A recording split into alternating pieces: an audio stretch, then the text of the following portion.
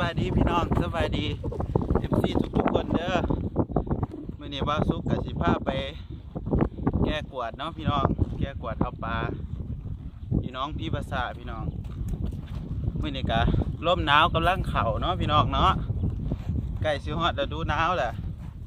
ได้ยินเสียงลมเสียงหยังก็ขอโทษขออภัยเด้อพี่น้องเด้อนี่ก็ย่างอยู่อันนี้พี่น้องเจ็บตีนเบิ่งพื้นสิว่าเป็นยังพี่น้องสีทนได้พี่น้องเอ้ยเดี๋ยวสิพาพี่น้องไปเบิ่งเด้อพี่น้องเด้อ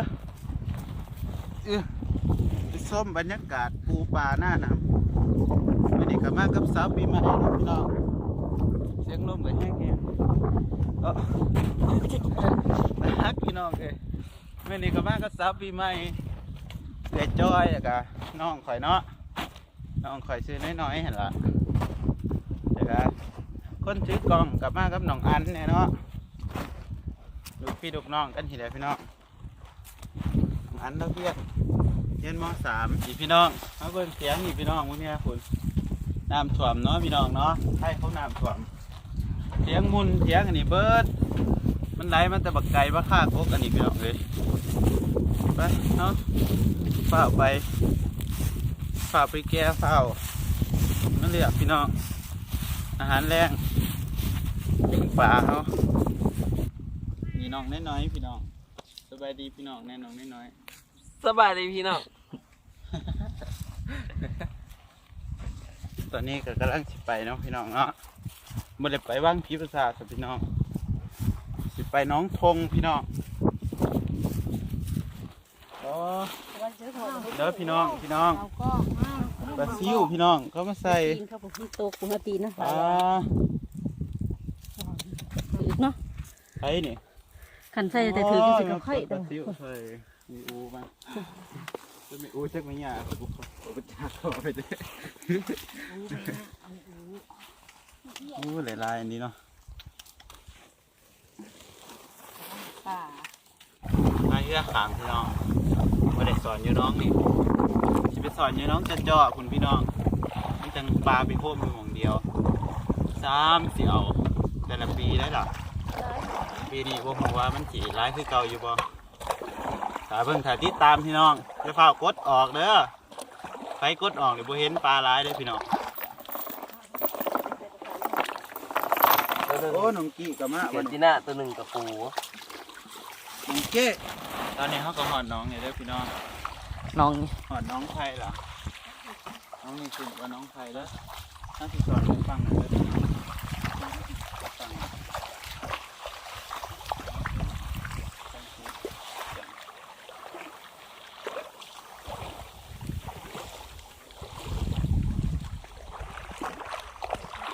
มันเป็นจำหินนะจังหวะนี้น่าจะมีปลาข้อใหญ่ป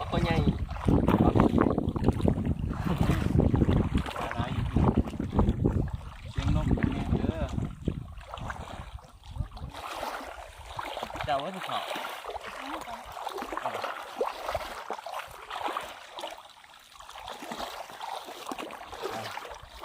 ตายอยู่บนมันเงียบเสียบอย่างนี้ดูดิที่มันเงียบเถอะพี่น้อง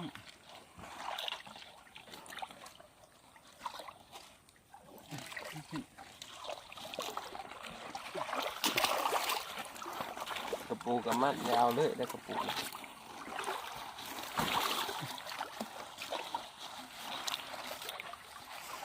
เงียบขึ้นเนี่ยลงกว่ามันโตน้องใหญ่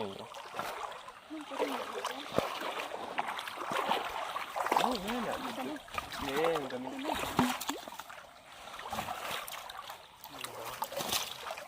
มีอยู่ว้าว หน้าเงียบปลาเทียบนะครับ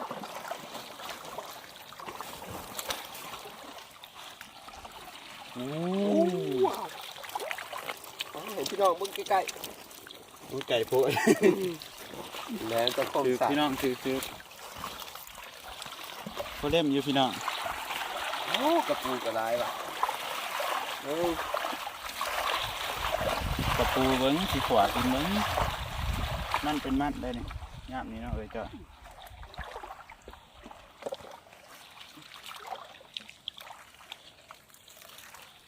ระวังกระปูหนีได้ กินกระทอง ว่าเฮ็ดปลาอยู่ดุ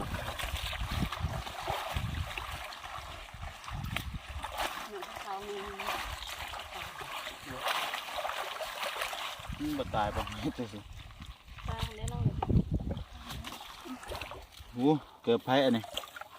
รองเท้าค่ะ โอ้ยใส่มาเห็ดอย่างดีเกือบ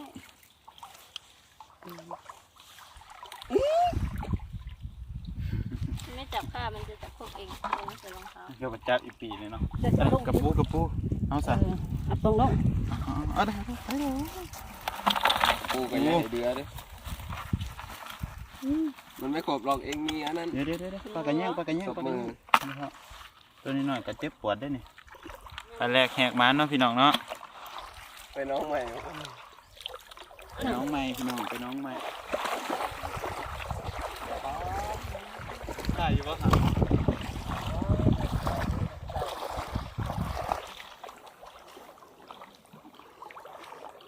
อ๋อเลยแก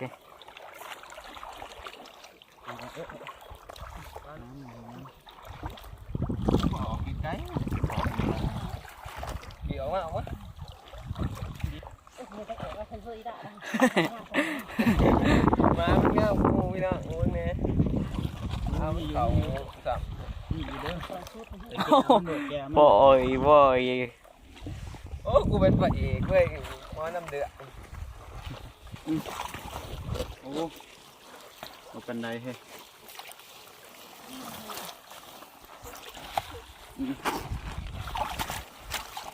ฉันแก่แบบแก่อยู่ต้อง ตัวนี้ปลางามเนาะกุ้งปลากุ้งปลาตัวนี้ปลากระปูจำสิทอดได้แบบนี้มันเป็นมันเลยปูน้องจำโอ้เดี๋ยวให้มันเฮียเดี๋ยวนะ เต็มปูมา มันเดือดนะ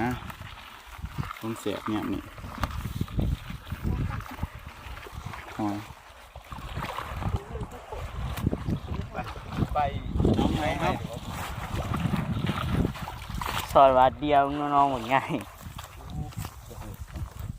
จะถืออยู่บนนี้ อันนี้ข้าพเจ้าก็จะไล่ป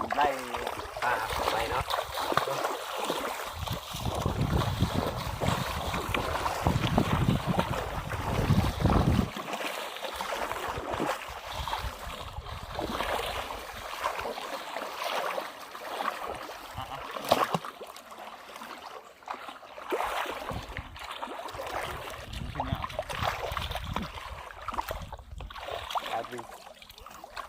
หลายแน่นอนเหยียบพี่น้อง บาดนี้โอ้ยคุ้ง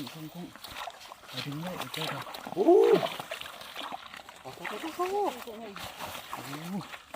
ตายพี่น้องเลยอย่างว่านี่ บาดกุ้งทะเลโอ้เนี่ยบาดนี้แหกมันเลย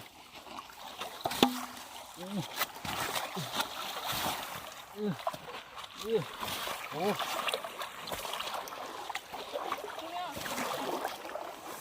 มาติดไหม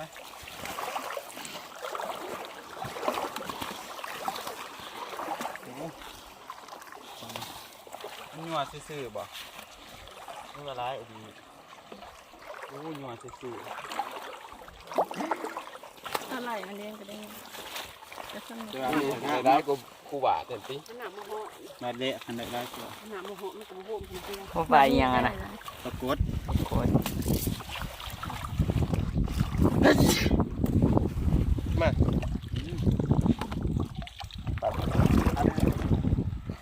กับปูขัน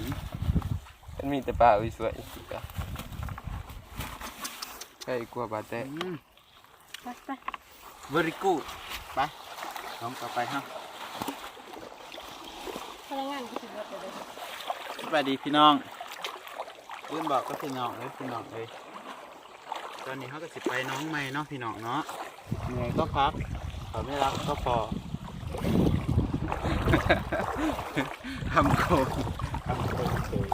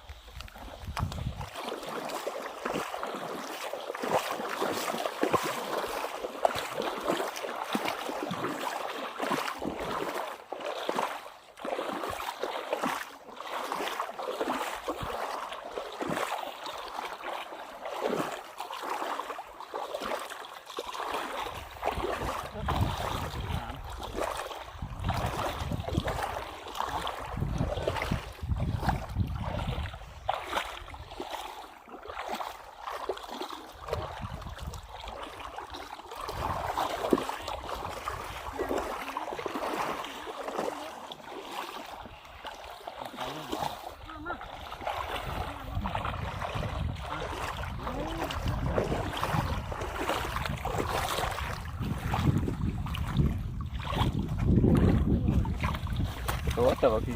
ตกทางโอ้ทางหลังผมบอก ได้ตื่นซื่อๆบ่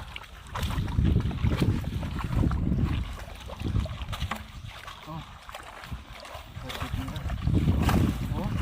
แต่ว่าก็ค่อยเป็นลูกหนึ่ง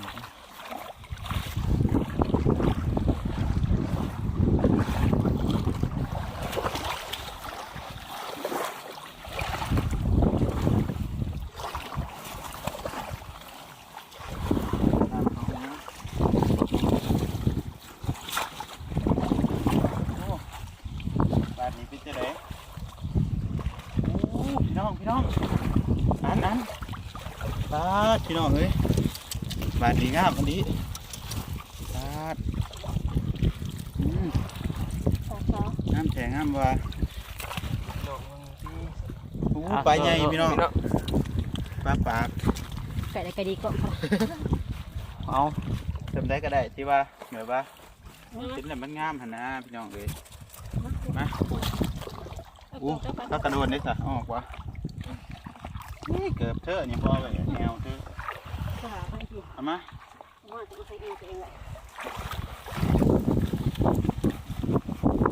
พี่ไก่สิเต็มเลยพี่น้องเอิ่มเลยเนาะบริกูด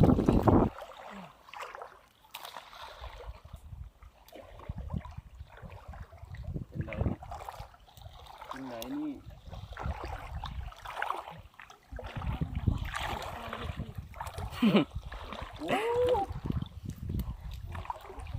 มันจะได้ไม่ใช่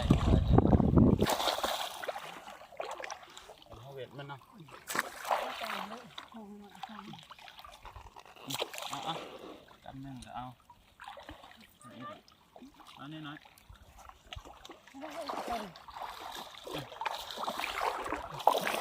ของวะจ๊ะ เอาไปเอาอย่างนี้เลยแหละ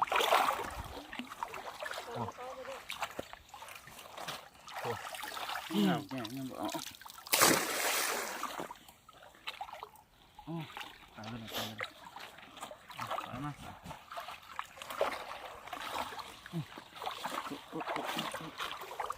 ไปได้หรอนั่งเดี๋ยวเราก็แล้วไหม ของไหม มาอีพี่ โอ้สวยงามมาก สวยงาม บาทนี้ สวยงามอ่ะ นี่หอดีกว่าเขาว่าเอ้าอีหยังอันนี้โอ้ยเกลือต้มแบบระทุกขาน้ำมันเจอดังนะครับเกลือได้หรอ จะเอาตัวนั้นเลย ปลาลายมันเนาะจ่อย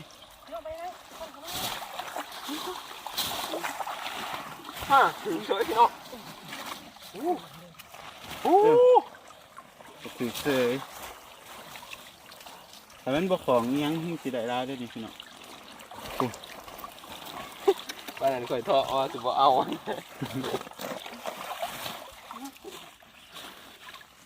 ไอ้คุ กูตัวเมย์อ้าว เกือบนั่งเอก ใส่ปลากินปลาเดือดจริง โดยว่าเป็นหยังดอก แอวนะเลย ต้องแสบ แกงกินกับป้า แข่งขิงกับป้าไปแข่งอีกน้องหนึ่งเนาะน้องหนีพิษขาดพี่น้องอีกสองบอก ปลาให้ซองหนอง อย่ามา ตามมาดิ ยังสิได้ปลาอังอ่ะต้องสมัยกลัวปัดเดียวกลัวเท่ากับไปเพี้ยงนะ ไปได้ก็ได้ ไป ตามน้องมือกล่องเนี่ยสิขึ้นมาไวเนี่ยมือกล่องเนาะ เปิดแขน นี่กล่องเขาได้ให้หนักนะ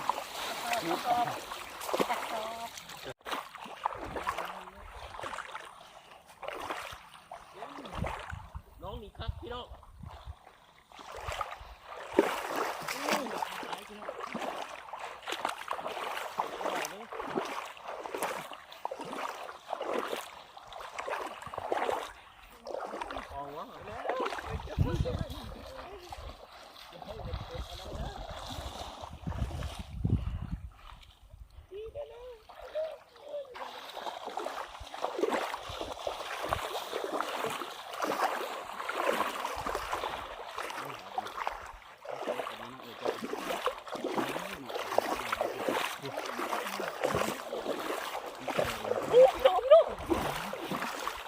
มาบึ้งมึงนี่มักนี่ ลงไป โอ้มีปี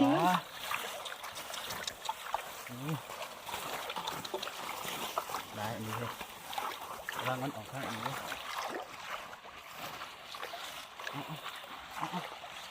มันเป็นยังไงสิมาใหม่เหรอ หัวก็ต้องกดนั่นคนกดก็ต้องหัวแปลงมันสั่นได้ หัวแปลงหัวแปลงกดนอก ไป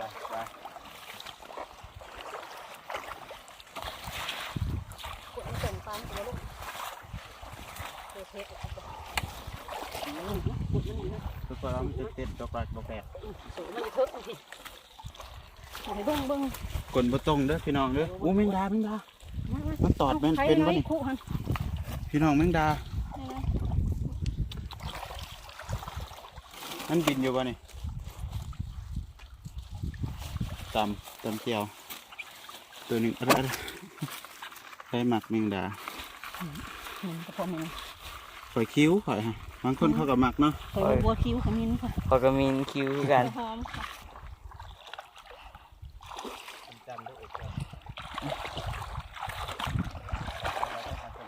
โอ้น้องคนนี้มันเด็กเนาะเด็ก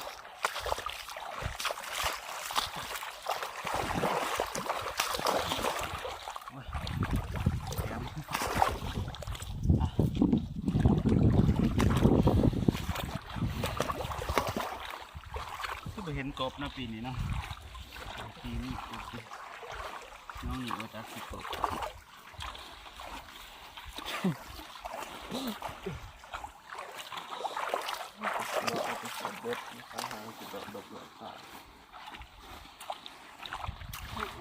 ไม่เห็นเองอีกทั้งเสีย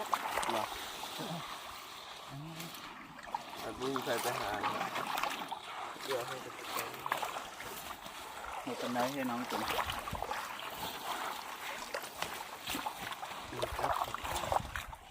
โอ้ปลาขาวลม อ๋อ มันปูเทียม บางที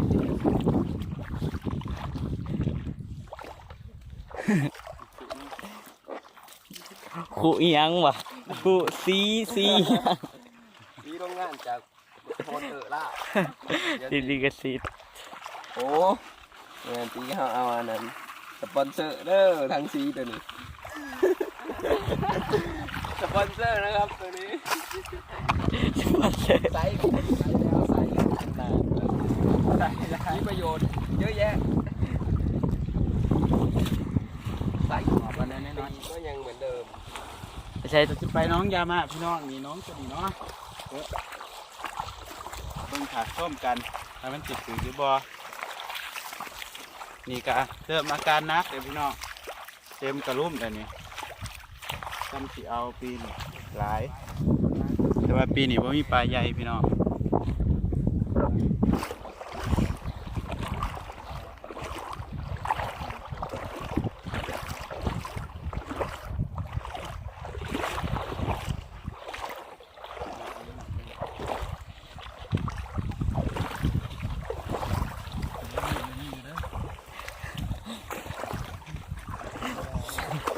เซนเซอร์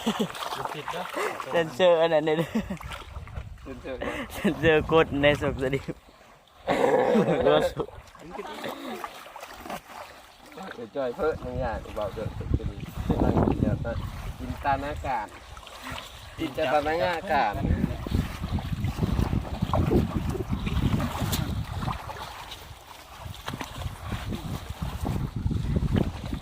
โอ้โหมีแต่ปลาซิวใสเนี่ยปลาซิวง่ามปลาซิวตัวใส ครับใช่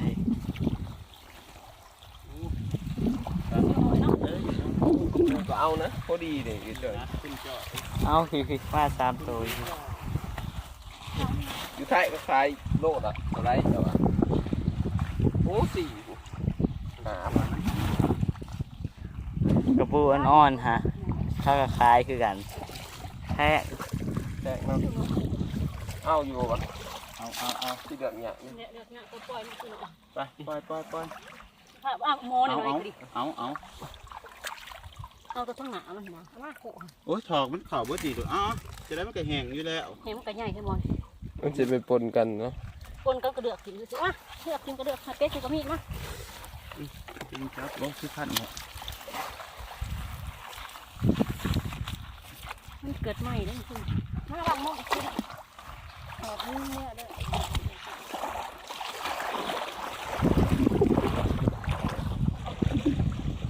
ตอนนี้เขาก็สิล้างมุกเนาะพี่น้องเอายัดเข้ากระสอบแบกเนื้อคือเก่าตอนกุ้งเบิดละเบิดน้องคือก่อนอันดีหาวเอ้ยพี่น้องเอ้ยก็รอกว่าคัน เฮ้ย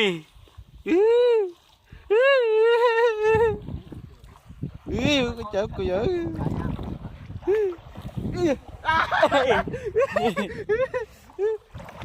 เดี๋ยว ทุย ไม่ใช่เลย ทุย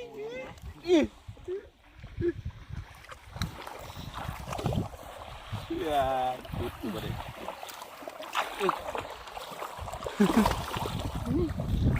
คุณพ่อว่าคันสะดอกกดกูกระโซ่กอกเลยเนาะจอบเบิ่งดาบก็ได้ เอาซื้ออะไรนี่หนัก ไปโอ้ตากล้องเนาะฮะก็เห็นหน้าตากล้องพี่น้อง โอ้รักเลยดิ เฮ้ยไปเดี๋ยวสิซื้อเปลี่ยนให้มันหอดเทียงสำหรับคลิปนี้ก็สิขอโตวล่าไปก่อนเด้อพี่น้องบ๊ายบายเจอกันคลิปหน้าแล้วพี่น้องเมื่อยแห้งล่ะบ๊ายบาย